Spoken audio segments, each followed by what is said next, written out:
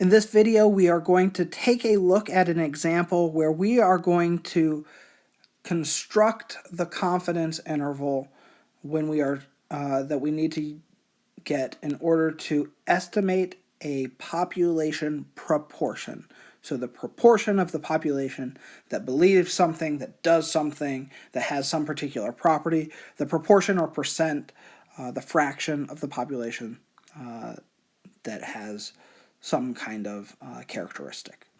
All right, so here is our example. A recent poll of 1,243 randomly selected U.S. adults found that 1,081 of the respondents know what Twitter is. So we are first going to find the best point estimate for the proportion of all U.S. adults that know what Twitter is. So what is a point estimate? A point estimate, that is a single value, maybe our best guess about the proportion of people that know what Twitter is, of all Americans. And so you could throw out some number, but we don't want to just throw out random numbers. We want to base it on evidence. And so what evidence do we have here? Well, we have a sample. This sample had 1,243 people. Out of that 1,243 people, 1,081 know what Twitter is. So if I can only guess one number, I would say my best guess is 1,081 divided by 1,243. The proportion that know in the sample that know what Twitter is, that is my best guess for the proportion in the entire U.S. that knows what Twitter is.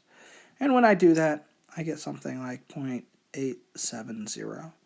And so it's like 0.8696, and so that third decimal place rounds up to 10. We carry that 1. Next, we are going to find a 95% confidence interval for the population proportion.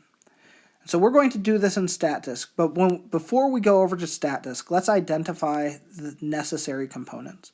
And so here was our StatDisk procedure. We are first going to identify what is the confidence level.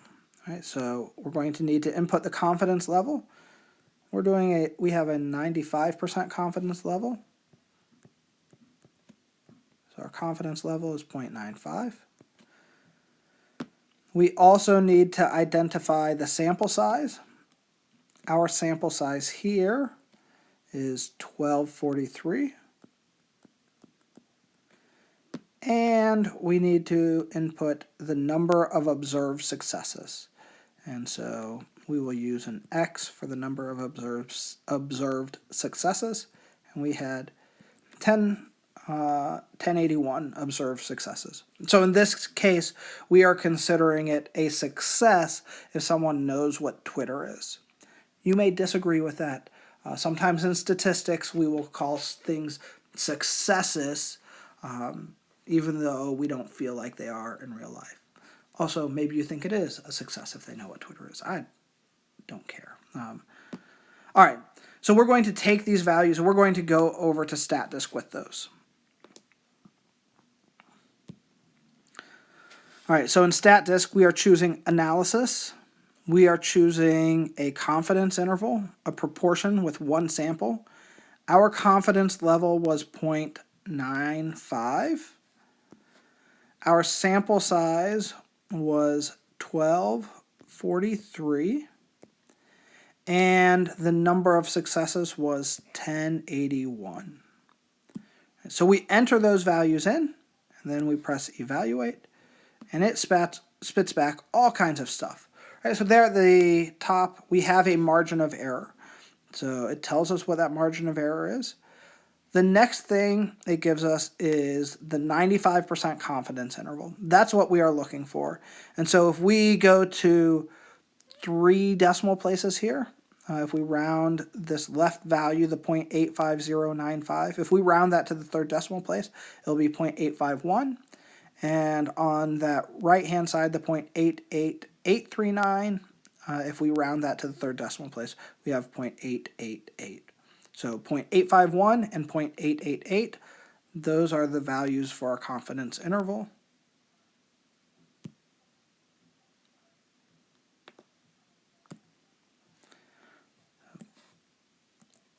0.851 is less than p is less than 0.888. We want to find the margin of error that corresponds to that 95% confidence interval. Guess what? It was calculated on that in StatDisk for us. So that's really nice. In StatDisk, our margin of error there was, if we go to 3 decimal places, 0.019 if we round to that third decimal place.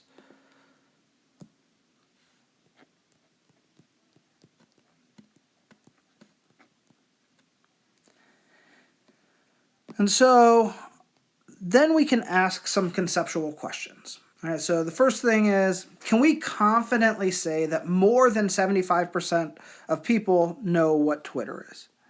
And the answer to that, and this again is based on the information that we have available to us. So can we confidently say that more than 75% of the population know what Twitter is? We would say, yes, we can say that confidently. Why? Well, we can say that confidently because the entire confidence interval is above 0.75. Can we confidently say that more than 86% of the population know what Twitter is? Again, we are saying based on the data, and here that answer is no. We cannot say this confidently. Why can't we say that confidently? Well, we can't say it confidently because 0.86 occurs in the middle of this interval.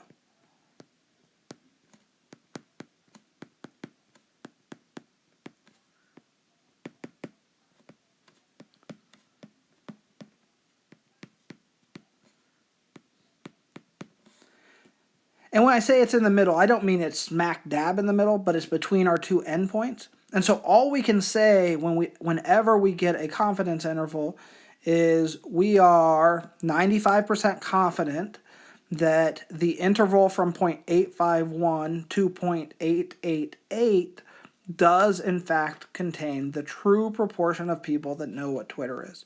So we think that the proportion of people that know what Twitter is somewhere between like 85.1% and 88.8%, but we can't say where in that range we think it might be. We think it's in that range, but we can't identify where in that range we think it might be.